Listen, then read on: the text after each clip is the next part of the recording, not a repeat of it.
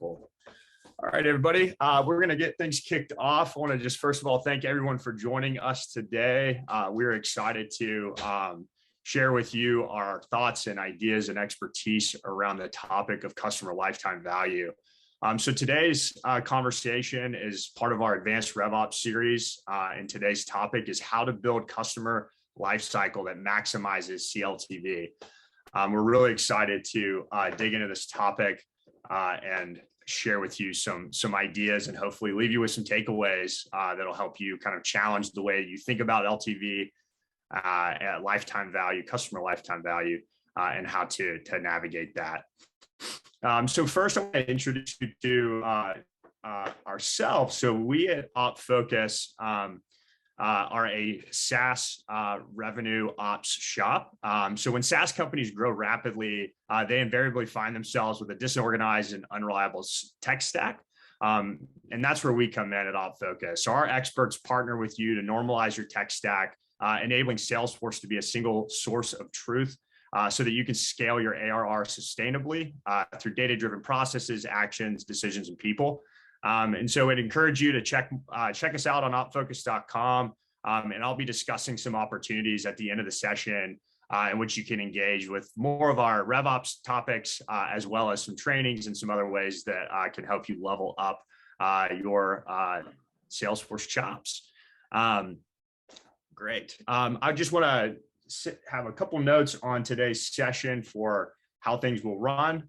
So we welcome you to ask your questions. There's a Q&A section at the bottom of the webinar here that you can add your questions there. We'd also encourage you to add some thoughts or notes in the chat as well if you have some ideas as we go along.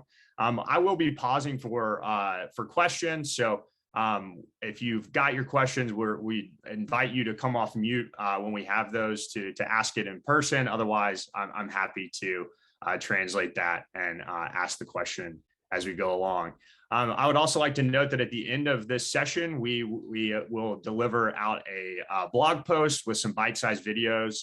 So if you have any colleagues that you think would find this information valuable, please feel free to consume that and pass that along to your colleagues. So I'm going to start with a little introduction. So my name is Chandler Packard. I am the Director of Customer Success here at OpFocus.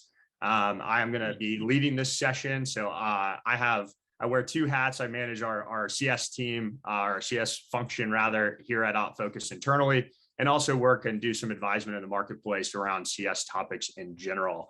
And then I'd also like to introduce Ehab. So Ehab, I'll let you take it away. Sure. Thanks, Chandler. My name is Ehab Wishmace, and I am part of the customer success senior advisory team with the PhD in organization change management, and I'm here to make sure we give you the most out of this topic. Chandler? Thank you, Ehab. Mm-hmm. All right, so let's dive right in. So before we really get started today and asking this first question, I want to make sure we kind of align ourselves on LTV or CLTV. And I'm sure as you research this in the market or online, you'll hear customer lifetime value and see a bunch of different acronyms, right? You'll see customer lifetime value, CLTV, LTV, et cetera. We want to center us today on really just the idea that customer lifetime value is that entire customer life cycle and the value that we get from that client. And we want to we'll move away from acronyms today and really focus on some of the core principles. And the hope in today's session is that we leave you with a few takeaways that'll help you challenge the way that you strategize and build out your customer life cycle and really drive the growth of your customer lifetime value. So let's start with a definition. So from our perspective, the definition of customer lifetime value is the total revenue, also known as the value that a customer can bring in for an organization throughout the entire partnership. This includes the initial sales value, upsells or expansion deals, and ad hoc change orders throughout the partnership and renewal value. So the first question I think that's important to ask is why should I care as a RevOps leader about customer lifetime value? So Ehab, based on your customer success experience, I'd love to understand how you would answer this question. Well, The CLV, it's the beginning of the partnership with the customer. So we spend as a customer, spend a lot of money on marketing, on sales. Once the acquisition happens, that's when the journey begins. And that's the important part of retaining that customer for that duration, whether it's an annual contract, whether it's through upsell renewals. That's when the relationship that matters for SaaS organization, or else all the efforts and investment in acquiring the customer will go to waste if we don't keep that customer engaged with us, and through the many means that we're going to talk about, specifically getting value of our products and our solution. So that I would summarize it with that, Chandler, for now. That's great. And so as a leader, how does customer lifetime value really play into the valuation of an organization? And as we think about board metrics, is this something that you have experienced or seen being asked for in that context? Absolutely. I mean, depending what's the purpose of the organization, whether it has an exit strategy of getting acquired, sold, or grow to an IPO. When you evaluate a company, is what is the health of your customer? What is the customer lifetime value? So it's not just having contract that's month to month. It is when they got onboarded through the acquisition, all the way through the prediction period, which could be the new renewal in 1 year, 2 years, or 3 years. That gives us an actual tangible numbers of what is the customer lifetime value this organization holds. It's not just the number of seats, it's not just the number of customers, it's what is this value. And that's why it's so critical. It's more like it's North Star to figure out what is the company performing, how is the company performing with its revenue from those customers. So let's say that I'm a RevOps leader we haven't even really thought about exit strategy yet, and I'm building out my CS organization. Why should I care about this metric, and how does this, how will a focus on customer lifetime value today really help me to grow my team? Excellent question. So going back to the definition you mentioned earlier. So if I want to summarize the definition in a mathematical formula, it's whatever customer revenue minus whatever costs to acquire that customer. That gives me the CLV, right? So depending on that CLV, so the higher that CLV, the more we can spend on sales, marketing, and R&D. So to acquire new customers and to develop the product to give more value for those customers and the health of the business. So basically reducing the customer acquisition when that CLV goes up. So that's how critical that CLV is, because now you can spend more money, acquiring more customers and help the overall company growth. That's great. Yeah. And I in my experience, I've seen that represented, as I said before, you see this represented in 20 different ways. And those of you who've read SaaS content for years, I'm sure you continuously hear something that's seemingly new, but it's different. And I think for folks, you may have heard that in the marketplace expressed, right, as LTV over CAC, right? And that ratio really being that important comparison between the total lifetime value of your customer over that cost of acquisition. And those two being in ratio really, to your point, helps you realize driving LTV and maximizing that specifically through a strong customer success implementation can really enable you to open up more investment in that acquisition. Absolutely. And to augment that point and how important it is, that CLV, it needs to be measured continuously and be monitored, because it takes time to build trust with the brand. So you need that customer success team, which is why I'm in here, to influence that customer journey and boost that CLV, that customer lifetime value, through retention rate, customer loyalty. So no matter how large is your company, you need consistently to measure, track, and improve customer lifetime value. Love that.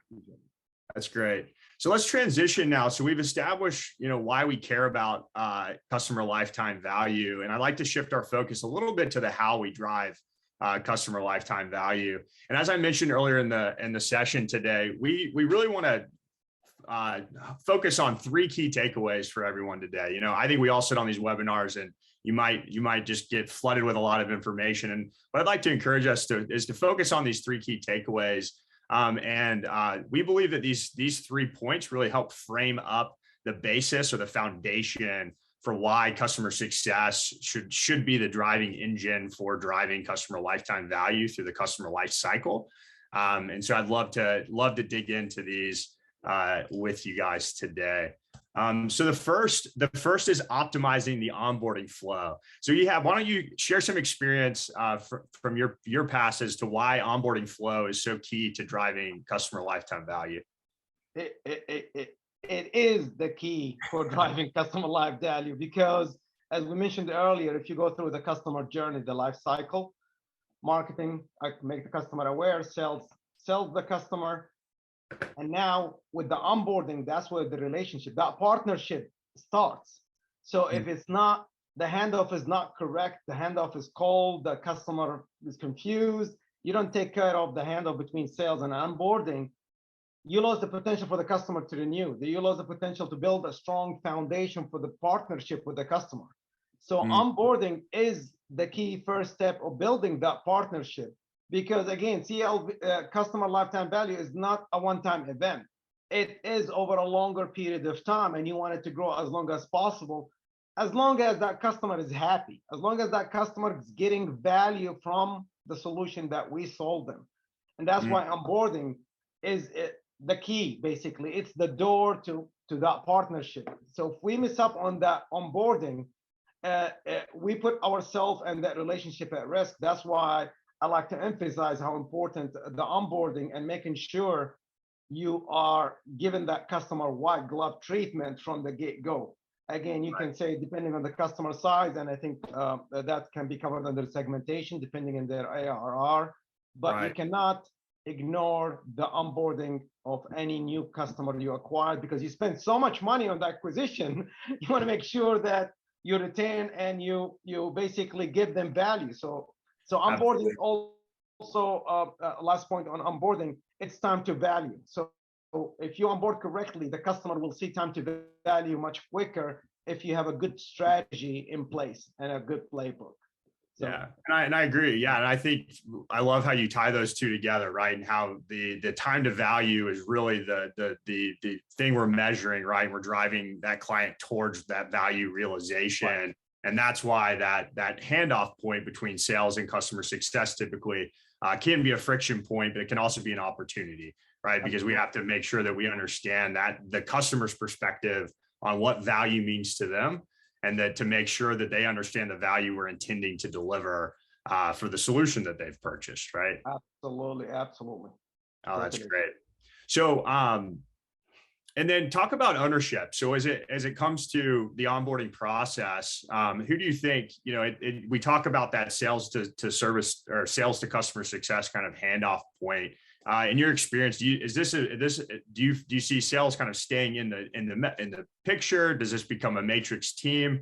How might you encourage folks to think about ownership of the onboarding process? Excellent point. And here where we experienced many customers when we evaluated their health, it's a hit and miss, and the sales, as soon as they acquire and the contract is signed, they celebrate. And what about that customer? Did we make sure they are handed off correctly to the next team, which is customer success? In short, their purpose of life is to help the customer get value from that product, help with the retention, help with the upsell, making sure the customer is always getting the best value out of the product. And so if we don't, that first step on board correctly and talk to that salesperson, we missed it. So sales are important from a point of the final point of the contract, but customer success is the point of contact with that customer for that relationship and the conversation. So to your question, I think there needs to be a proper handoff, because that customer success manager, whichever you call it in your organization, is gonna go back to the sales for renewal. So you don't want customer success to do the renewal and go through the contract details. That's where that relationship with that salesperson is still intact, and customer success will bring it back to the, okay, you're up for renewal. Oh, you want to buy this new feature. There's more, features you might need for your product. Put it back to sales. So you don't want the relationship with that salesperson to end. You want the salesperson to introduce customer success. I'm here for you for if you need any additional help or features. A good handoff is a good indication for the customer that I trust this customer. They're going to take care of me. It's not all about selling me the service or the product and the salesperson is goodbye, which unfortunately sometimes it happens more than we expect. Sure. And it causes a very negative impression from the get-go. And we want to avoid this at all costs.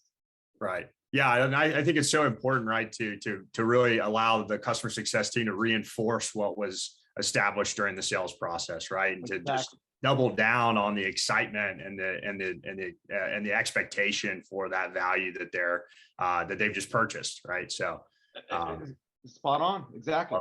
Love that. Awesome. Well, there's a whole lot we could continue to dig into the onboarding. And I think in general, right, I think it makes sense to understand that like every organization might be a bit different. We'll touch later on segmentation and how your onboarding process. And even when you talk about the renewals conversation, right? Because I hear some companies their strategy is to allow CS to own that renewal. So I think what I hear in what you're saying is just have a well-defined process. We can't just expect this to work well. We have to really identify those touch points and reduce that friction, ultimately driving towards that value realization that the clients bought into, right? Absolutely. So defining that ownership, defining that playbook for that onboarding and making sure that we really focus in on that. And I think that really leads us to the next point is, so we have an onboarding process, and then, what do we do with that, right? Like how do we analyze that it's working well? How do we react when we feel like things are going off the rails? And so I'd love to hear your ideas on the second point, the second takeaway around analyzing the usage of your product. So love to hear your thoughts here. Yeah, absolutely. Thanks, Chandler. And I think that's a key point also. Unfortunately, what we notice when we're doing health check and roadmaps, customer missed that one. Many of the SaaS organization not focus as much on it. Yeah, we have the data, but we don't look at it. That data, the usage of your product, your solution is the key if that customer is sticking or not sticking. Because if you don't monitor it and the customer is not using your product, they're more likely to shrunk. They're going to leave. So the goal with analyzing usage is to see and figure out opportunities for helping the customer with adoption, because you want them to adopt your product. And you have all the tools to figure out what features are you using, how long are they logged in, and how often they're logged in. Are they using our heavy used feature? Are they using all the potential of our product? So that's where customer success monitoring comes in picture, and it's very important.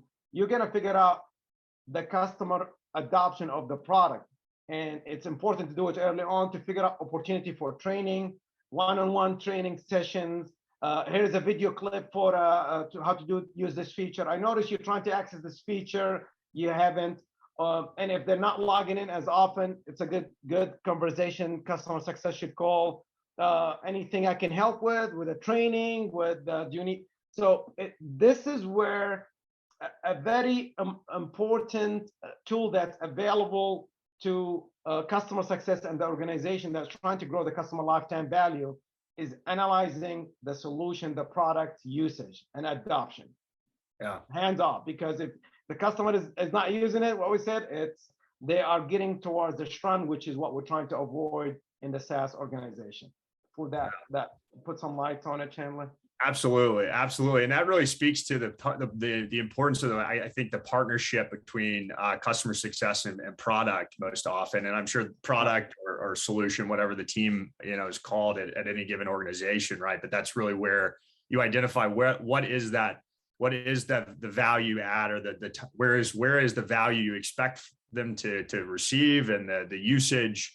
And how that reflects in the usage of the tool, right? And I think that everyone might have a specific idea on, what that onboarding looks like, and how to really monitor that. So So as a team, as a CS team, then what I hear you saying, I guess, is that it's important to really think through what does it mean? What does it mean to evaluate value, and how do we determine that we're having a successful onboarding and adoption process, right? And then to relentlessly monitor and track, and then Absolutely, absolutely, right. spot on. That's great.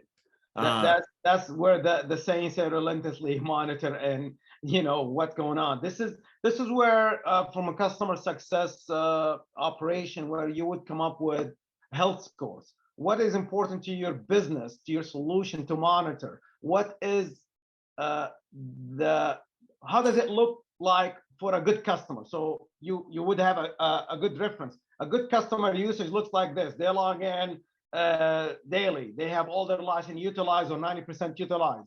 They are using 80 or 90% of our features. So you have some reference point. So when you look at something and it's drifting in the negative direction, you can take corrective action immediately, because you don't want to wait too long and the customer gives up on you and they're not calling you and they're finding another competitor that's going to give them that hands-on experience. Sure.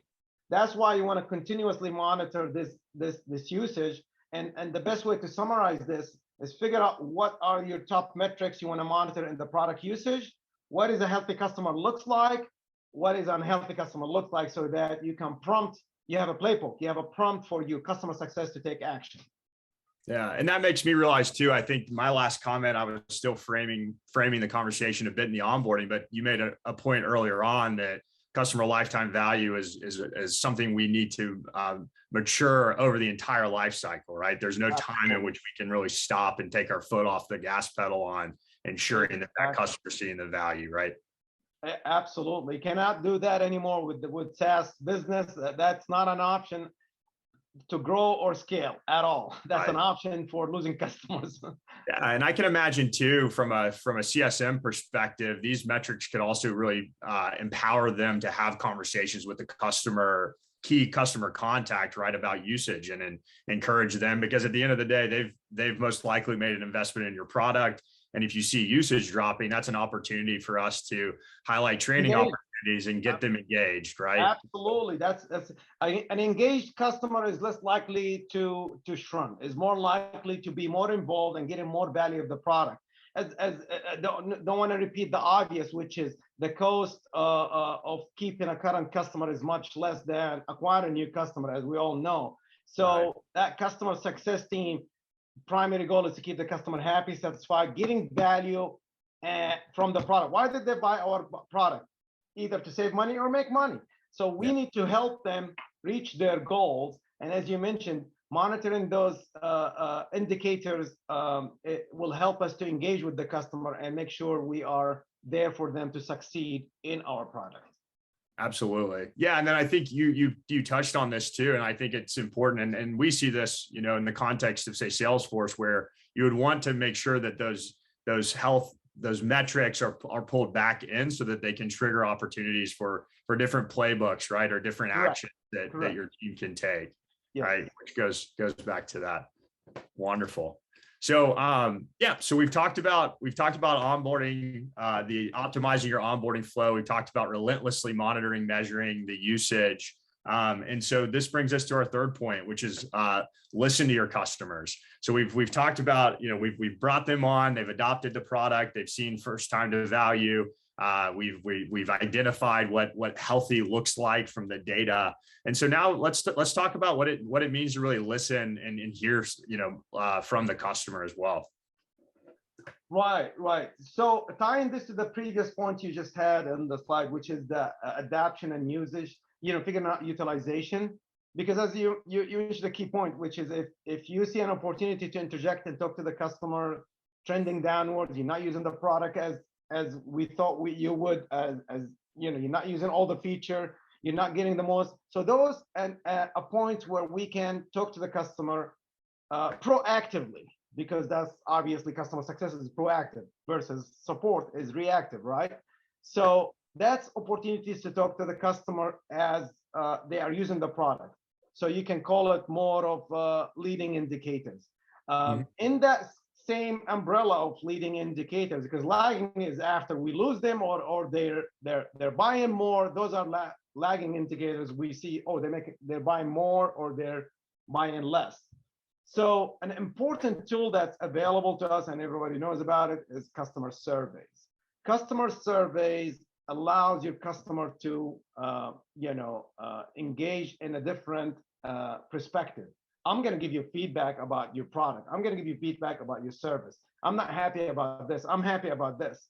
And that is where the power of listening to your customers due to customer lifetime value, because an engaged customer is more likely to raise that CLV, that customer lifetime value.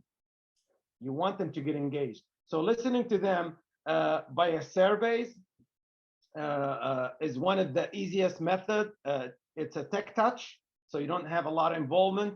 However, the important thing I would say about surveys, you need a closed loop system on it, meaning you don't just send it and let it sit. You want to take action on it.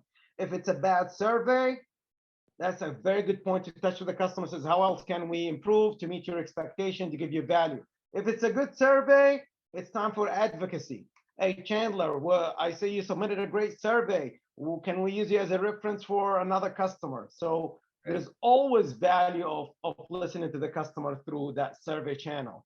Again, listen to the customers is give them the opportunity, whether it's a QBR, quarterly business review, or an executive business review, whichever makes sense to your business. You don't need to do what everyone else is doing in the industry. You got to make sure that you understand your customer culture and what makes most sense to listen to them in the way they want to be communicated with you, whether it is a survey, whether it's a phone check every quarter or every month, whichever channel they prefer.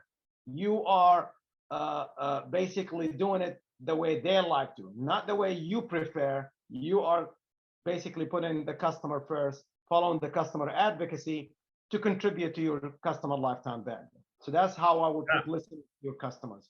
That sounds great. And so we talk about, you've given us some great thoughts around kind of the vehicle of using customer surveys and the need to really close the loop and mechanisms and the kind of the need and the value in engaging with your customer. I'm curious if you have any thoughts around like the who we're interacting with, right? So if we think about our customer, and you spoke to this a bit, right? And you said, it might be an EBR or QBR, and that naturally makes us think, okay, we're talking about different audience members here. So I'd love to hear your thoughts on the importance of really thinking about who we're interacting with at the client.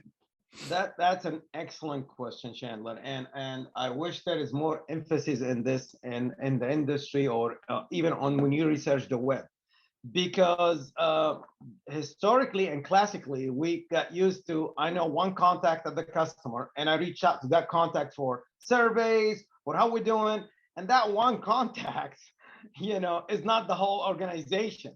So right. I am a big advocate is trying to make as many contacts with the organization as possible at different roles, executives, managers, directors, influencers.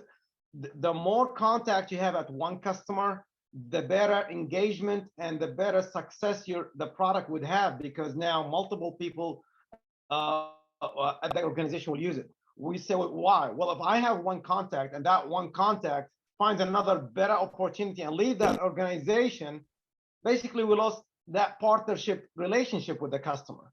Okay. So I'm big advocate is as many contacts as you can create with that customer, the better for the CLV and that partnership to continuously grow in the right direction with the multiple resources at that organization. Yeah. And I can see how there's so much opportunity there as well, even to drive cross-sell opportunities and to enter into more latitude at an organization, right? To see how your solution can be implemented across teams. I think that's huge. Wonderful. That's it. So if I may, Chandler, it just hit me now while I was talking about on key driver number one. Anybody remembers what it is? It was onboarding. Mm-hmm. That is the time to get them to know what is your customer life cycle strategy. Basically, to contribute to LTV, from the get-go, the onboarding is where you tell the customer, here's what we're going to be measuring, here's what we're going to do. Let them know how they're using your product. So don't leave anything for surprise. So from the onboarding, that customer lifetime value, that journey needs to be communicated with the customer, sit early in that partnership, mapping out exactly what the customer's heading to with our solution as a product that we're providing to them, talk about their expectation, and continually remind them accurately, be ahead of the curve so that you can forecast a CLV down the road with them. That's great. Yeah, I love that. I love that. And I want to also make mention too, I think we've touched on it a couple of times here, how to really think about customer lifetime value in your specific context, right? And I think we hear all the time about, you really start with the customer journey map and make sure that the customer is really speaking into that. And that really dictates oftentimes whether or not you end up with a high touch or a tech touch or something in between in terms of your solution, right? And I think from my experience too, I know there's a lot of buzz and has been for some time around the customer community and how that can be another vehicle for listening to your customers, right? Especially in that tech touch context, right? Where you may not necessarily have that one-on-one, but you enable those customers to interact with one another and other resources. Do you see that as well in your experience? Yes, absolutely. I see that as a very important tool, exactly as you mentioned. I don't have enough staff on my customer success to have that high touch customer interaction, right?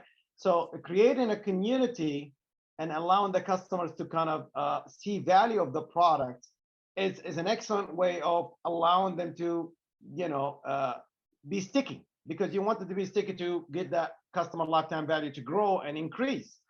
However, I highly recommend and encourage somebody from the organization, customer success team, needs to be in there and monitor this dialogue, because that goes back to listening to your customers. So if somebody says something that's not accurate technically, or they're upset about something, you want them to interject immediately and says, okay, this is our community. And that's the value of having a community from the organization rather than a third party or community where you're not as involved. Because now you can interject and says, oh, okay, let me take this and call you. Let me take this to support. Let me take this to the product marketing. So this way, customer will be delighted to know that, oh, I'm not just here with a bunch of other customers. The company is listening to me and they're taking action. So that's how you would make a community contribute to the customer lifetime value, by making sure that there is a playbook to help them succeed in the product and the solution. Absolutely. Yeah. And I just think, even looking back on the second takeaway about usage data, I think building out that community gives us another really rich data environment. And I know there's a lot of tools out there now, and I think we'll continue to see technology increase in terms of the sentiment analysis and the ability to really analyze that feedback in a way that we can consume and take action on that. So I can only imagine that's going to continue to be a mainstay solution in this conversation. Yes, absolutely. That's great. 100%. That. So we've come to the end of our 3 takeaways. So just as a reminder for everyone, the 3 key takeaways today are optimizing the onboarding flow, analyzing usage, and listening to your customer.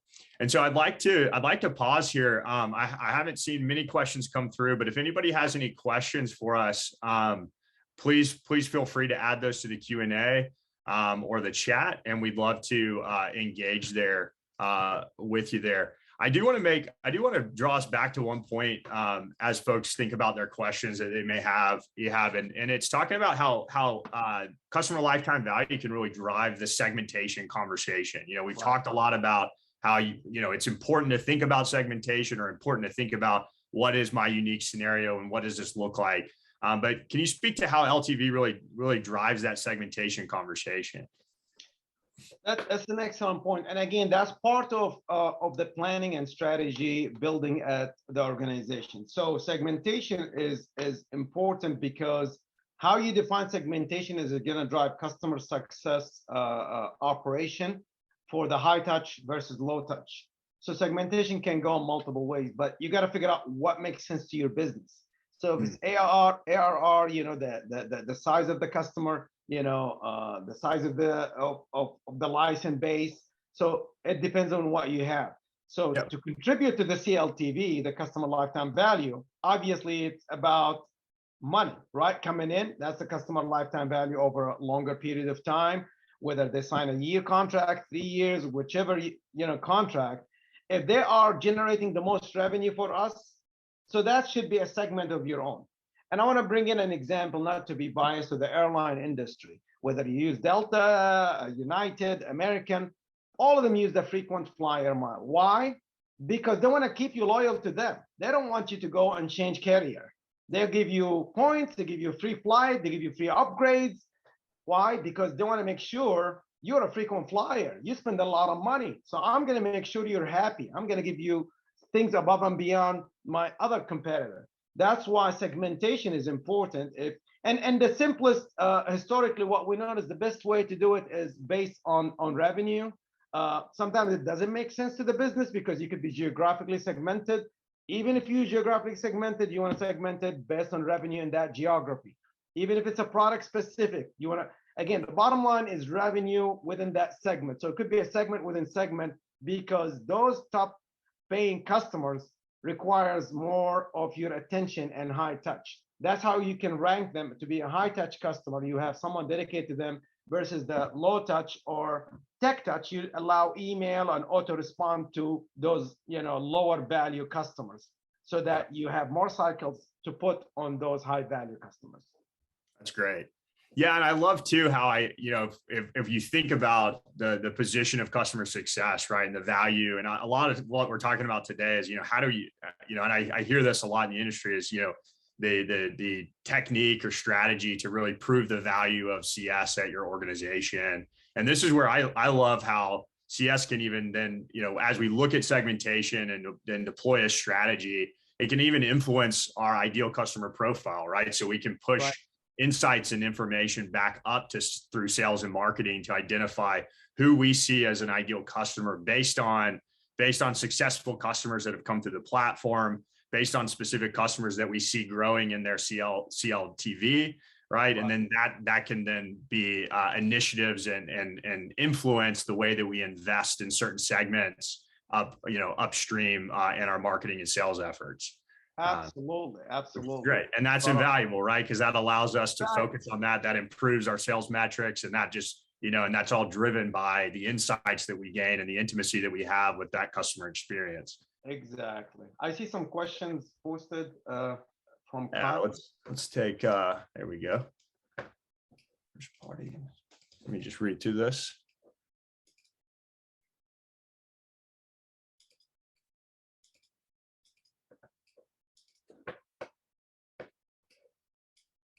This is a loaded question here. So I'll read through it. So Ehab mentioned earlier that having a first party company hosted community is better than a third party community. However, from a branding community perspective, many SaaS companies have moved away from first party branded communities as a community is bigger than the company and its products.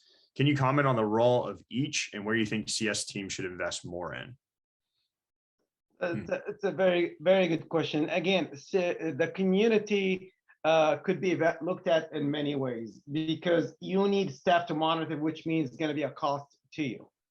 The reason I would say at first, you open the community, you stay in control versus a third party, again, depending on your solution, then that community is out of sight and you want someone to be in there to support it because you want to make sure that the customer stays a customer of yours. So each situation is different. However, investing in customer community depends where you're at with your capabilities within the company and your maturity level from a staff, CS staff. Right. Where are you at in that maturity level? Are you just starting the team? Do you have enough team members to monitor it? It's a full-time job to monitor a community. It's not an easy task. You need a full-time job because what I've noticed successful communities is that they can open a support case within that community. And this way you can track it because everybody logs into community. You know who they are. You know their accounts. You know their current spend, their annual revenue, recruiting revenue. So you know all this value about them. So that's why you want to have an eye listening to what's going on in the communities. I mean, if it makes sense to your business, great. If it doesn't, it's not always highly recommended, but it's another channel to listen and support your customer, because you can post the small video tips, the knowledge article, the new releases. So that's where you can leverage that community. It's a controlled community because you already know who's logged in. It's not a public community where you don't want to share certain knowledge so your competitors doesn't take it. Right. And I think it's important too to think, right, that, you know, if we think about how do we even get this off the ground, and like, what does a community strategy look like in the context of my organization? And I think you mentioned that. I think it's important to say, you know, if you look out there at customer success communities or product communities across the board, you might find some that their intent is to be more of a center of excellence or knowledge center for a particular topic or their topic, right? So let's use like Smartsheet as an example. If they had a customer community, it might be around they might focus on project management best practices and things that are kind of in the periphery of their product, but that doesn't have to be the solution for everyone, right? I think that companies need to realize just the interactivity, the connection, the ability to track who's in and out, to log cases. It could be a really simple means of just communicating on new features and allowing folks to interact on you know, very spot solutions. So it doesn't have to be a full blown, you know, we're not trying to become some new blog and community here. It could be very pointed solutions that could be easier to get off the ground, is what I'm suggesting. I totally agree with that. And that's why I think it's very important to be very careful if you're going to go community. I'm not an advocate of community like you, Chandler. I would say if you're going to open a community, make it more driven to knowledge and best usage of your product, and help with adoption and how to be successful in your product. Yesterday, I was sent a link from, I don't want to advertise to them, DocuSign, and I went there and I was amazed with that portal they have without logging in, open to public. It has all the different video clips, how to use features. It has all the webinars in there. It has by technology, by feature. But I think it was amazing to see something like this. Something like this would be better for your customers to get value out of the community. Because if somebody in the community tells something wrong to another customer of yours, you're at risk. So that's why community customers talking to each other is not optimal unless you're 100% monitoring that conversation, which is again an expense center. Absolutely. I think that's a great point. Yeah. And I think from my perspective too, what I like to think about, I guess if I were sitting in a RevOps leader position, right, I think I'd like to see the future vision of what could be and understand the reality, to your point, of what the investment looks like in that, but then to identify some of the features that we like in those, and to draw that into your immediate solution, right? So be it the ability to chat, or some features that can help you you know, build a strategy towards that point when you're mature enough to get there. But to your point, there's simple ways. And at the end of the day, the takeaway here is just to listen to the customer, right? Find the means of hearing from them. Yeah. You want to listen to them before you lose them. Yeah. Exactly. So we've got another question here that came from the audience. So thank you for posting. And I actually love this question because I think it's important to kind of draw us out of this a little bit. So the question is, how do you look at CLTV in the context of a non-SaaS business? So I'll put it differently. Is customer lifetime value important to non-traditional subscription-based products or organizations? Absolutely. I mean, that exactly. It's part of, even if it's not a SaaS, you want to figure out what is the lifetime value of this customer. They've been with us for 5 years. They spend with us 100,000. They've been with us for 5 years. They spend with us $10 million, right? And they continue buying whatever it is we're selling. So that would be a way to look at it outside of SaaS. SaaS is based on renewals. And you know, I don't like this product. I have competitors that I can use. I can jump ships anytime. That's why SaaS is more sensitive and very competitive, because there's always another company out there selling your solution probably cheaper just to compete with you. Right. So if it's not Yep. SaaS, you always want to evaluate the customer lifetime value, and because it's part of your overall business. I'm not sure. I see a question in here. I'm not sure if you see it on your screen. It says, does the way a company calculates CLTV change as a company becomes more mature? No, it does not change. You got to always calculate the same way. It's total revenue minus cost of acquisition. Continues whether it's year 1 or year 10, it's the same way you calculate it. But let me challenge. So let me dig into that a little bit though. You have right. So it's the definition, to your point, that lagging indicator, which is customer lifetime value, it remains static, right? And like, that's the reason it's a board metric. That's the reason it's a valuation metric, because we can normalize that across many businesses. But let me ask, do the mechanisms change over time as you are thinking about what we measure, right? So how does that change?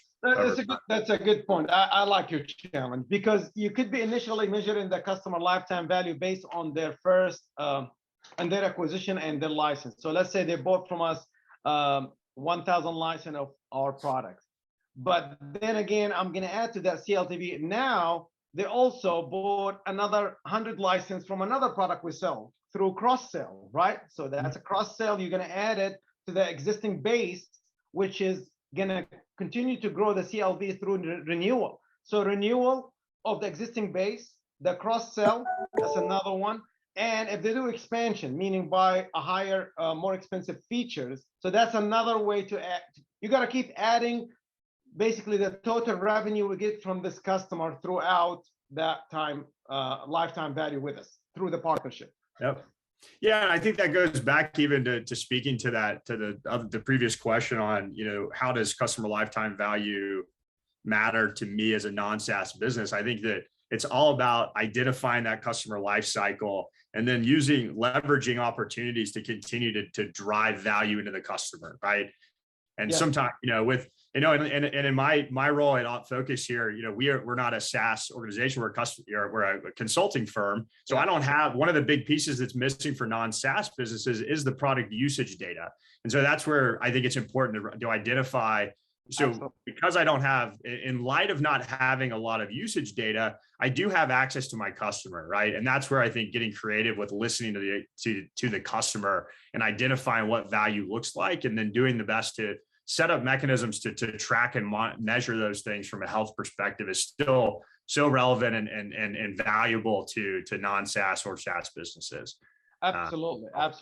I see one more question in here that's I like it. I might put it back to you first. How do I communicate the importance of CLTV to my leadership team if they push back on customer success initiative? And CLTV owner is customer success. So you need to get that point to the leadership. Marketing is not involved in it. Sales is not involved in it. CLTV can be sustained by customer success. And there's plenty of metrics and that we discussed in the 3 initiatives that could be presented to the leadership, that who's going to own, you asked me, Chandler, who's the owner of CLTV? And it is CS. So everybody in the company is the owner of that relationship, but customer success are the key resources, key partnering with the customer for that partnership and help them succeed, to help the retention, to help the upsell, and potentially the cross-sell, and definitely the renewal. That's why you need customer success initiatives. Yeah, I love that. Yeah, and I agree. I mean, I think it's important. I heard some great advice that it's the sooner that customer success can tie themselves to top line financial metrics or bottom line financial metrics, the more serious you'll be taken by your CFO. And I think this is a great example where you talk about, trying to vie for budget for specific CS initiatives, tying those back to CLTV. And first of all, making sure your leadership understands the value of CLTV and how that really is driving dollars to the bottom line will then allow you to tie these specific initiatives you're engaged in back to your theory or hypothesis that this new initiative is going to help drive and increase CLTV down the road. And therefore increase money to the bottom line. And to Ehab's point, I think there is no organization or function at a company that can do this other than CS. I mean, unless you just you're calling it something else. At the end of the day, you need somebody that really owns that customer journey, takes that on, and really drives that home throughout the entire Right. life cycle. Absolutely, absolutely. Again, to that question, I just put it in the chat. The higher the CLTV, the more money you can spend on sales, marketing, research and development. So that's how important CLTV. That's great. Great. So I think we're about at time here. So I just want to have a closing statement that, and I think Ehab hit this earlier, rather, that it takes time to build trust with your brand.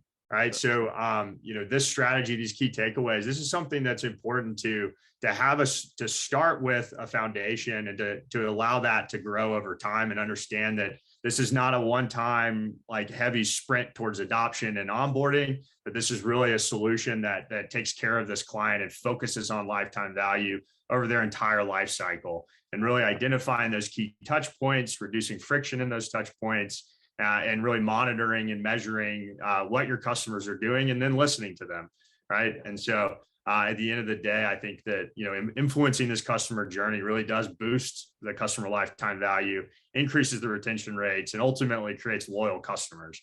And because we all know, referral business is some of the best we can get and oftentimes drives a lot of that. So I hope everyone feels like they got a little bit out of today's session. I want to just again thank everyone for joining us today. I would be remiss to skip over some opportunities for you all to continue to engage. So I just want to mention a couple of opportunities here that are coming up for you to engage. So next month we have 2 hands-on sessions, training opportunities. One is for Salesforce platform and administration essentials. So this is anyone looking to really get into that admin cert, to get their admin cert rather, and to upskill themselves. Our founder, David Carnes, puts on a wonderful session. I sat through that a couple of years ago, and it really is a great way to level up your base admin skills. And then we also have a hands-on reports and dashboard workshop later in June as well for you to engage in. And then I'd also like to mention that we have a few more sessions coming up. David Carnes, our founder, leads what we call our Dashboard Dojo sessions. He is the master of Salesforce reports and dashboards. He's actually writing a book about it. So great opportunity to get some really great insights from him on that. And then we have some other advanced RevOps conversations similar to this one that will be coming down in the future. So please look out for that. And we look forward to it. And lastly, I don't know that there's a company on the planet that's not trying to hire right now, but we are also part of that group of companies trying to hire. So if you're interested or know anyone who's interested in joining our team, please feel free to reach out and go to the Join Us section of our website to see our open opportunities there. And we'd love to have you guys engage. And so I guess to finish, I'll just say, please feel free to reach out, connect with Ehab and myself on LinkedIn. Connect with us as an organization as well. I love having these conversations. We love talking all things CS. So anytime we can hop on the phone, we'd love to join you. And if you have any questions or want to get engaged with OpFocus as well, I'd love to be a conduit for that. So with that being said, Ehab, thank you for this session. That was great. Kyle, I want to say thanks to Kyle for pulling this together for us logistically behind the scenes. And I hope everyone has a great rest of their week. Yep. Thank you, guys. Cheers. Take care. Thanks.